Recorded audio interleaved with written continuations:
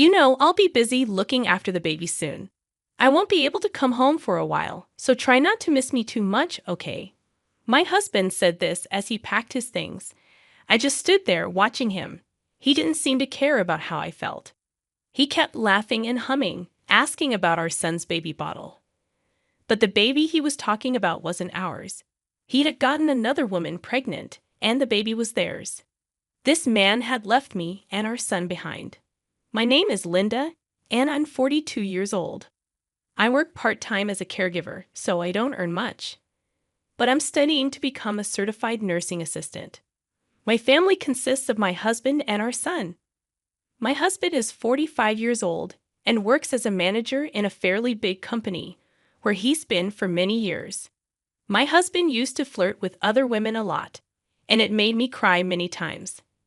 I asked him who was more important to him, me or the other women, but I never left him because I loved him. After our son was born, he stopped flirting and focused on his job. Our son, Robert, is turning 18 this month. Time has gone by quickly as I've balanced work, cleaning the house, and taking care of him. Robert went through a rebellious phase, but now he's about to finish high school. He's working hard to get into his dream college, studying every day after school. If he gets in, he'll move away from home, which worries me a bit. As parents, we still want to protect him, but Robert has grown tall and handsome, almost an adult. I need to find a hobby to help me adjust to him becoming independent. While Robert was busy studying for his college entrance exams, there were times when my husband started coming home late. At first, I thought it was just because of his job, but there was a time when he didn't answer my calls or messages, which made me suspicious. Since then, I found enough reasons to doubt him, like the smell of perfume on his suits and long hairs in the car that weren't mine. But I never found the courage to confront him about it. Then, one day during dinner as a family, my husband drank more than usual. With a flushed face, he said, "Robert has really grown up, hasn't he?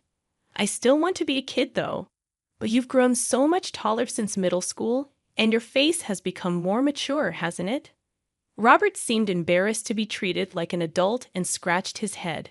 My husband, looking at him casually, asked, "So you don't need your old man anymore, huh?" "What are you talking about?" Caught off guard by the sudden change in conversation, I couldn't help but chime in. Both Robert and I looked at him suspiciously as my husband finished the rest of his beer and said, "Well, the thing is, my girlfriend is pregnant." The room fell silent. Did he just say what I think he said? Girlfriend? Pregnant? It didn't make any sense. I let out a dry laugh. "I think you've had too much to drink today." "No, this is a true story," he insisted. "I met her a year ago, and we've been dating ever since. I was planning to keep it a secret, but it seems like we accidentally made a baby." I stood up quickly and covered Robert's ears. Robert didn't seem to follow, looking at his father with a blank expression. "Robert, go back to your room." "What? This is the last time we'll all be together." I haven't had much time to talk to Robert lately. Let him stay here a little bit longer. How can you say that? I don't understand how you think it's okay for our son to hear this. And what do you mean by the last time? I couldn't control my anger, and my voice rose. I hugged Robert tightly, wanting to shield him from the conversation. He's already in a sensitive period because of his upcoming exams, so I don't want him to hear this kind of talk. But my husband didn't care and kept talking. "Well, I'm not coming home for a while because I'll be helping her raise the baby, you know." My head spun at my husband's words. So he'd have been seeing another woman and was having a baby with her, and he's only telling us now when the birth is near.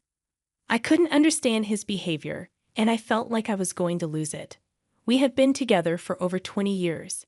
There were times when I genuinely disliked him, but I always felt secure when I saw him being a responsible father to Robert. Did he really want to be with his mistress so much that he would throw away all the trust we had built over the years? Well, that's how it is. "I'm going to replace this weekend, and I'll start getting ready now," he said, starting to pack his things in a backpack. I stood there, feeling like a hole had been torn in my heart. "Hey, do we still have the baby bottles Robert used?" My husband was all smiles, unlike us. I silently shook my head. There was one thing left, but it wasn't for him and his mistress. It was saved for when Robert grew up, so my husband and I could look back on our parenting together, praising each other and sharing memories. My husband left the room, muttering about it being a waste, and went to the bedroom to organize his clothes. Did he just abandon us? Robert whispered, tears in his eyes, and I couldn't find the words to deny it. 3 days later, my husband was apparently heading to his mistress's place. When I cried that I had actually once believed in him, he said, "I always wanted a second child, but you were always so busy, right? And while we were doing all that, we got older and older. I knew we couldn't have another one." His laugh hurt my heart deeply. Robert, holding back his tears, glared at his father while rubbing my back. "What's with that look? By the time you come back, I won't be here anymore. Are you okay with that? Sure, you're an adult now, right? You've lost your childlike charm, and you're not as cute anymore. I heard my girlfriend's baby is a girl, so I might like her even more than you." Robert lunged at his father. He flinched for a moment, but then glared back at Robert. "Ah, she's so young and cute, unlike you guys. I'm really looking forward to our future together." "Yeah, I get it now. You're the worst, Dad. At least now both Mom and I can make up our minds. We know what to do." I also spoke up, following Robert. "You should know that there will be no home for you to return to anymore." My husband looked annoyed and quickly let go of Robert's hand. He left without even saying goodbye. Robert held me up as I felt myself getting weaker. We didn't just sit around after we found out about my husband's girlfriend. We started planning what to do next. About 2 weeks later, my husband called. He laughed and said things were going well with their daughter. He even sent a picture of the girlfriend holding the baby, which made me really angry. But without knowing, he gave us proof. I saved the picture and recorded our conversation, amazed at how silly he was. Then, right on time, my husband's girlfriend took the phone. "Are you his wife?" "I'm sorry I took your husband, but we have a child together now. So there's nothing you can do, right?" "Yeah, being a parent is a handful. It's good you're cool about it. When your husband talked about you, I thought you were just someone who cried a lot and couldn't handle stuff. But you're not like that at all." That's what he'd been telling his girlfriend about me. Half a year ago, those words would have hurt me a lot, but now they didn't faze me. I didn't love my husband anymore. "You knew he was married with a kid, and you still went after him, didn't you?" "At first, I didn't know he was married. Your husband always took off his wedding ring when we met, so when he finally told me, I was surprised, but it didn't change how I felt about him. We're meant to be together forever," she said. "It's a good thing they're both clueless," I thought to myself. This would prove that the mistress knew my husband was married but still stayed with him. Her words made me mad, but this evidence would be crucial. If she seemed sorry and upset about the baby, it would have been harder to get back at her. I wished them luck and ended the call. 2 years later, I saw that familiar number on my phone. I took a deep breath before answering. "Hey, how have you been? I'm on my way home, so make sure the house is clean, okay? Didn't I tell you there's no home for you anymore? What are you trying to prove?" My husband sounded frustrated. "Yes, I know I left suddenly, but I can't leave her to raise the child alone, can I? You're a mother too. You should get it." He still doesn't understand. He hasn't changed since that day. But maybe that's a good thing. It makes me sure that Robert and I were right to look out for ourselves. "I think you've got it wrong. There's literally no house for you to come back to." "I sold it," I said, hearing my husband gasp. I decided to explain everything that happened that day 2 years ago to my husband, who seemed clueless. My son and I were figuring out how to get him out of our lives for good. In the middle of it, I realized he might want to come back. But after all he'd done and said, I couldn't live with him anymore. Even our house felt tainted now. When I shared this, Robert calmly asked me, "Isn't this house in your mom's name?" "Yes, we renovated and moved into this house that I inherited from my grandfather," I replied. "In that case, why don't we sell it?" Robert suggested. His suggestion surprised me, but selling the house would make sure my husband couldn't come back. Plus, we could use the money to hire a lawyer and a private investigator for the divorce. Robert had been saving money for months so we could live without worries. With his savings and a bit more, I could move away with him. I agreed to Robert's idea and started getting things ready. Robert worked really hard in his studies and got accepted to a college far away. I also got certified as a nursing assistant, which meant I could earn more and work anywhere. So, we sold the house. We made sure to get permission from my grandfather, who had taken care of me like my parents since mine had passed away early. When I told him about my husband, he was really mad. My grandparents gave us some of their savings to help us start our new life. They insisted, saying they didn't need the money at their age. They handed me an envelope filled with cash, and I was moved to tears by their kindness. With their help, we moved to the state where Robert's college was located.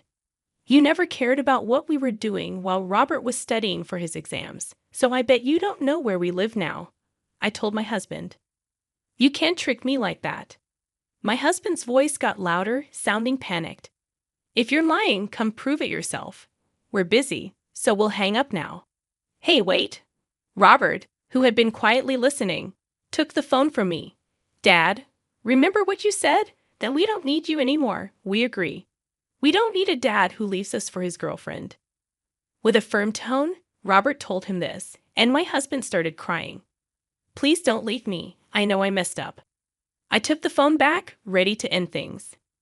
You might not want a divorce, but we're moving forward with it. And did you know? If your girlfriend's baby was conceived during our marriage, you'll have to pay even more in alimony. Better start preparing for that. I hung up without waiting for his reply. He kept calling, but I ignored it. I didn't need any more stress. From now on, my husband would have to deal with the costs of raising his girlfriend's child and paying me alimony. My husband wasn't good at supporting himself, and I always had to clean up after him. He'd leave dirty dishes and laundry everywhere, hardly ever helping around the house. Sometimes he'd proudly take out the trash, but that was rare. I don't think he and his young girlfriend will last long. After speaking my mind, I feel like a weight has been lifted off my chest. I take a deep breath. Robert looks worried about me. I'm okay. I said what I needed to, and I feel much better now. Let's go out and eat something you like today. I force a smile at Robert, even though I'm tired. He still looks worried, but he tries to be cheerful for my sake. Seeing my smiling son debating between steak, sushi, or pizza is absolutely adorable. We've been through a lot of tough times, but let's make even more happy memories. This new place is unfamiliar, but Robert and I will be just fine. I need to work hard to help him become more independent. When I decided to live with him, he was glad to still get my home-cooked meals since he's not great at cooking. But now, having friends over or getting a girlfriend might be awkward with me around. Robert is so caring that he'll always worry about me, and his girlfriend might get tired of it eventually. I'll need to teach him how to cook so he can live on his own, which means I'll be even busier. Even though my husband is gone, I don't feel lonely anymore. Thinking about our future life together, I laugh and feel refreshed. With my husband completely out of my life, I can live the rest of my days with a clear conscience.